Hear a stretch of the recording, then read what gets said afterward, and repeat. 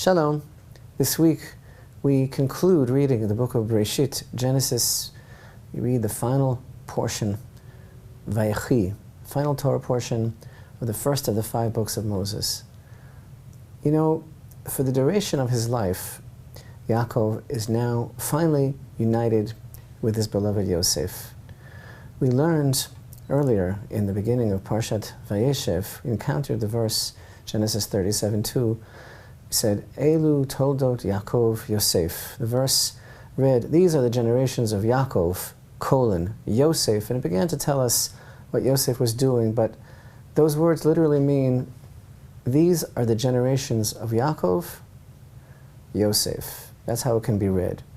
Meaning, Yosef was not just a dreamer, but was really the embodiment of Yaakov's dreams. Our sages emphasize the similarity of their lives and the themes of their lives and the tremendous love that Yaakov had for Yosef. So now, in our Parashat Vayechi, finally, Yaakov and all of the tribes of Israel are united. Yaakov has the concluding years of his life together with Yosef. But there's a certain bittersweetness to this Parsha. I mean, on the one hand, after all the travail and the anguish and the misunderstanding and the suffering and the heartache, the family is finally reunited for 17 good years. But this Parsha also heralds a darkness that is swiftly descending upon the family of Israel. But first and foremost here, the air is cleared finally.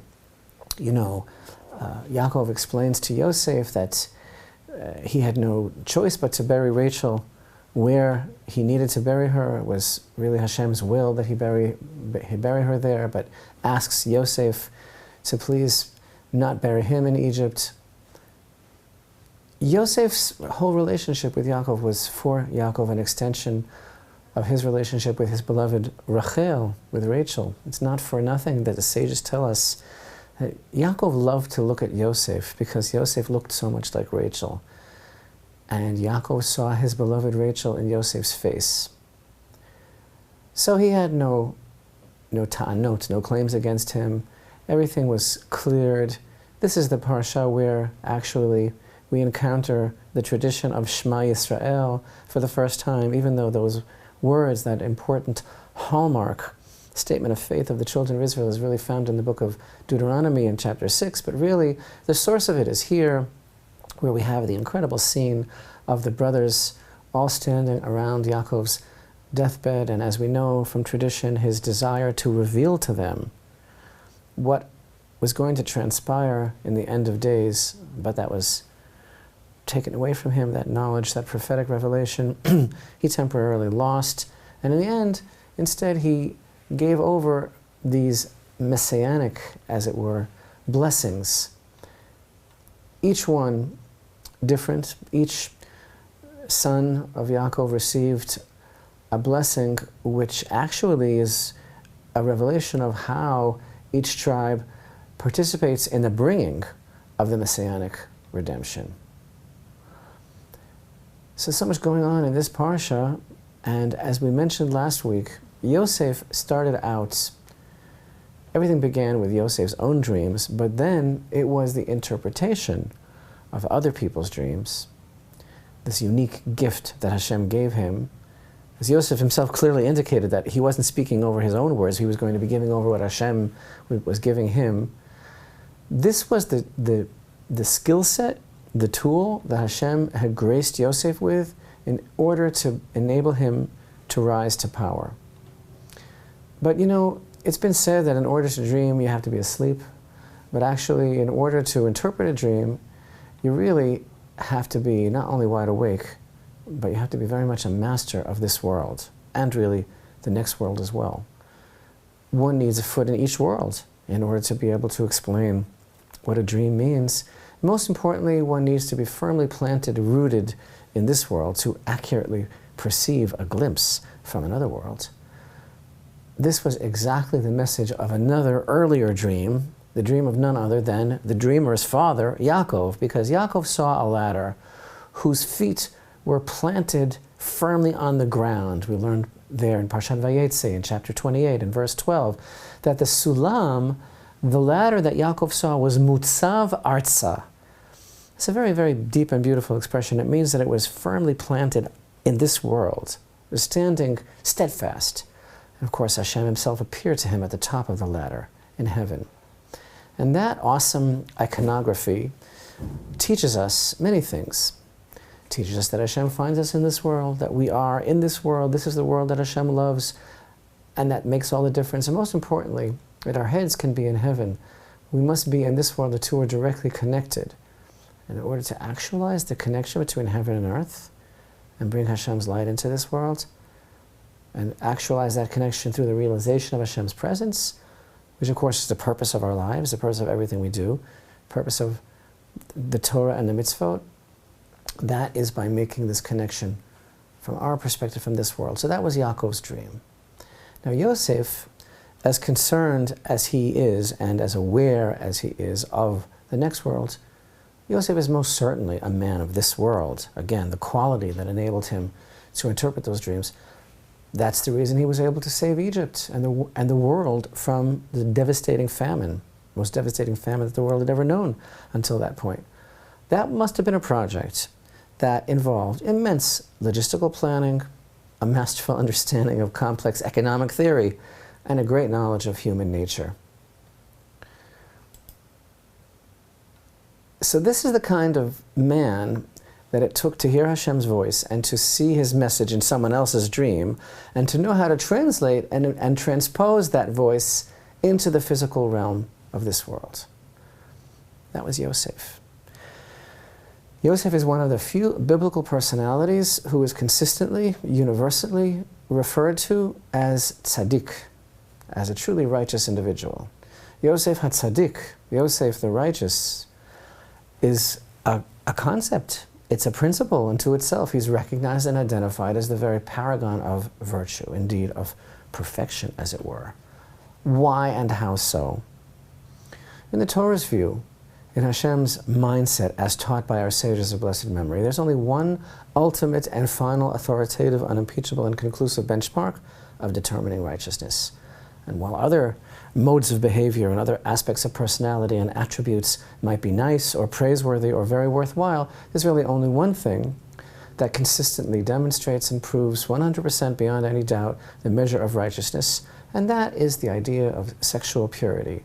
And that Yosef attained and stuck to the highest possible level of this most challenging aspect of human endeavor. He thoroughly and unequivocally proved when he passed the test of his master Potiphar's wife, who daily sought to seduce him. Yosef, young and extremely handsome, was such a part of this world and understood it so well. He also understood that there's another world in which we will be held accountable for our deeds in this one. As we read in chapter 39 and verse 10, a very interesting description of the actions of the wife of Potiphar. We read there in chapter 39 and verse 10, and so it was, just as she coaxed Joseph day after day, so he would not listen to her, to lie beside her, to be with her. In Hebrew, this is Vayechi kidabra el Yosef yom yom, as she spoke to Yosef every day, velo shama eleha, but he would not listen to her. Lishkav etzla, to lie with her, lihiyot ima, to be with her. And as you know, the Torah is very, very economical with words. It doesn't waste words. Why is it necessary, the two expressions, to lie with her, to be with her? If he's lying with her, obviously he's with her. But as Rashi cites, no, to lie with her in this world, to be with her in the next world. Yosef knew that if he would come and lie with her, he would be stuck with her in the next world as well, eternally. And Yosef said, no way do I want that. So that's who our Yosef is. But another insight into Yosef and how he acted with his family and his father also connects the worlds and shows his great understanding of both. And it also provides a profound lesson for us. There's an astounding verse here in our Parsha, which you may not notice, and which may seem to be very simple. Yosef is informed that his father is indeed very, very ill. So he brings his children to him, Menashe and Ephraim. So we read in chapter 48, in the beginning, and it came to pass after these things that someone said to Joseph, behold, your father is ill. So he took his sons, Menashe and Ephraim, with him. I think this is absolutely astounding.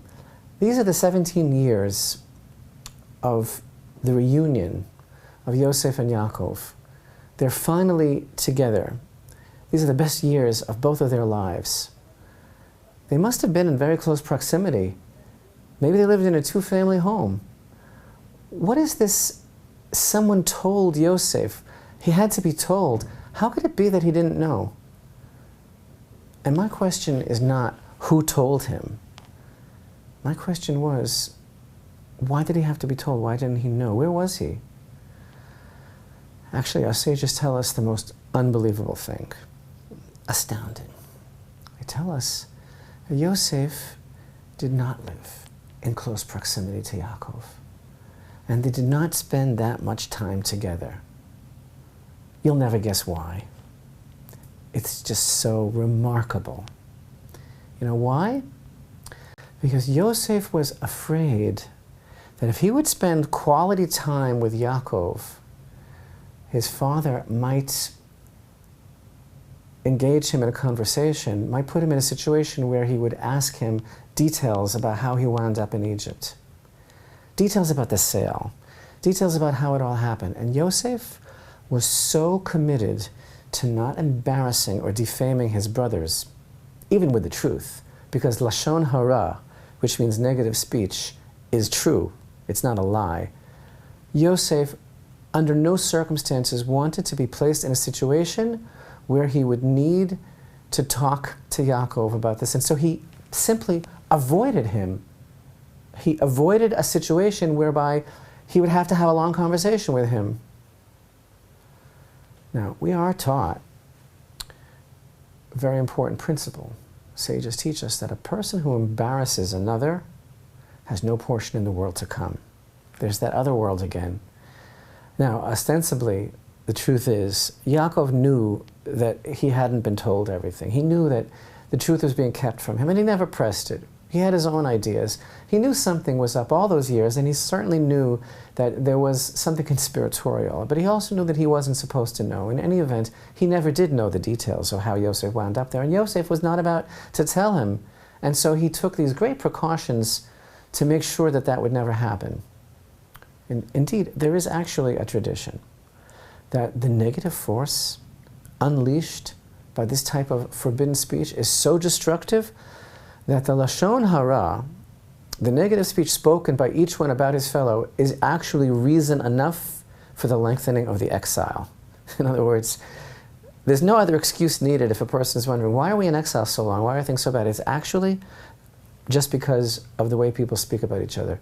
So how beautiful, what an extreme life lesson that in our Parsha, as the sun sets on Yaakov and his children and that entire generation and their children's children will soon find themselves mired in the horrendous Egyptian exile, we're given a gentle lesson, ever so practical and applicable, that the cure and the remedy for what's about to happen was already given over. Secret needed to bust the exile was demonstrated by Yosef himself. And interestingly, this is the very same person, Yosef, by whose memory, his memory became the harbinger of redemption. Because in our Parsha, the very end of Yosef's life, he gave over a message. It's actually in chapter 50 and verse 24. Yosef said to his brothers, I am about to die, but God will surely remember you and bring you up out of this land to the land that he swore to Abraham, to Isaac, and to Jacob. And in Hebrew there's an expression here. Ve'elokim pakod yifkod etchem. He will surely remember you. And we have a tradition that our sages teach that this was an embedded code that Yosef gave over to his family, that when someone comes along and uses those words, which of course was going to be Moshe, pakod yifkod, Hashem remembers you, that is the sign of the Redeemer and that the time has come. So Yosef is the very person who on the eve of the darkness of the exile gave them the hope of redemption, gave them the secret of redemption. So how fitting it is that this is the same Yosef who taught us something else about the secret of the redemption by his life, by his actions. Can you imagine all those years? This is the reason that he did not enjoy a fuller, more dynamic relationship with his beloved father. He just didn't want to be cornered because he was not willing under any circumstances to defame or speak ill of his brothers, the very ones who caused him so much suffering. He avoided any situation that would bring about or force him to engage in such a moment. What a powerful thought this is. Imagine if we would be that sensitive about people who really hurt us and who really cause us grief. We'd be so careful. So at the price of fuller relations that he could have had and enjoyed with his father during all of these years, he was super careful. Reminds us of a teaching in Tractate Bava Metzia. It was taught before Rav Nachman bar Yitzchak, the Talmud says, whoever embarrasses his friend in public is considered as if he murdered him. And Rabbi Chanina taught, all those who descend to Gehenom eventually ascend again, except for 3 categories. One who has relations with a married woman, again that reminds us of Yosef, one who publicly embarrasses his fellow, and one who ascribes a derogatory nickname to his friend. And the Talmud there concludes with the idea, it says it's preferable to throw oneself into a fiery furnace than to embarrass another. And, state the sages, from whom do we learn this? From Tamar. As the verse taught us in Genesis 38, she was being taken out to be burned, and she could have said something, And instead she sent a coded message to her father-in-law. In other words, she opted to be burned rather than embarrass him. Now, of course, one might ask, did not Yosef embarrass his brothers when he did have that moment with them and confront them? And was that not a rebuke to him, even in his words, I am Yosef? Was that not a terrible moment of a rebuke that caused them embarrassment? And in fact, did we not learn last week, I myself stated that the brothers were so confounded in his presence that they couldn't answer. If Yosef was so righteous, why did he do that? But actually, if the intention of the rebuke is to help a person improve, to abandon a path of evil, then it's permitted. Like everything else in life, everything depends on the intention of one's heart. But who knows what someone's intentions really are? Only one. And thus the Torah states, and each of you shall not aggrieve his fellow, and you shall fear God. That's Leviticus 25:17, right? Each of you shall not aggrieve his fellow. Why does the end of the verse say, and you shall fear God? Because only God knows what your intention really is, if your intention is to aggrieve or your intention is to help.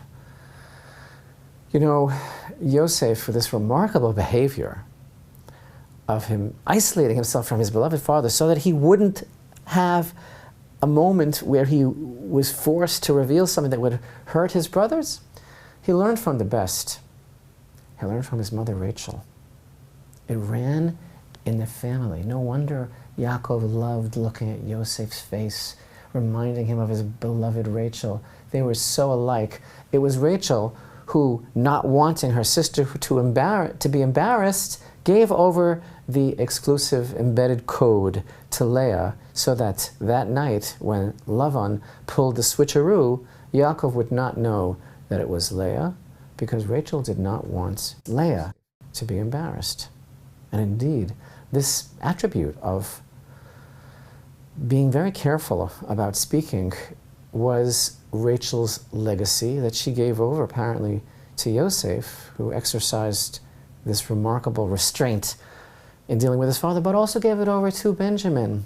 And interestingly, in Exodus 28:20, when we have the description of the stones of the breastplates worn by the high priest in the holy temple representing all of Israel, Benjamin's stone is called Yashpeh, which is probably the opal in our day. And Yashpeh, Yud, Shin, Pei, He, actually is a contraction of the 2 words Yesh Peh, which simply means there is a mouth. Because Benjamin had a mouth, but he kept it closed. And that's how a mouth should be rated, not by using it, but by knowing how and when not to use it, because Binyamin knew all of those years, all the secret. He knew what happened to Yosef, but he never told his father. He never said a word. Of course, he wasn't involved. He wasn't there. But The understanding he knew was that Hashem himself had entered everyone into some sort of a vow. Even Yitzchak, the grandfather, he also knew. Everyone knew except Yaakov, and Yaakov was not to know. And so Binyamin's stone on the breastplate commemorates the very fact that he didn't tell. This profound thought of how important it is for us to be careful what we say about each other. This is a thought to accompany us into the book of Exodus as the plan for Israel's temporary, very temporary exile, may it be very temporary for us as well, begins now to unfold, and the ultimate plan for Israel's redemption is put into motion in the merit of our baseless love and acceptance of each other and our sensitivity each to his fellow, as we will be reading this Shabbat, God willing, as we conclude the book of Bereshit. Chazak, chazak, v'nitchazek. Be strong, and let us be strengthened.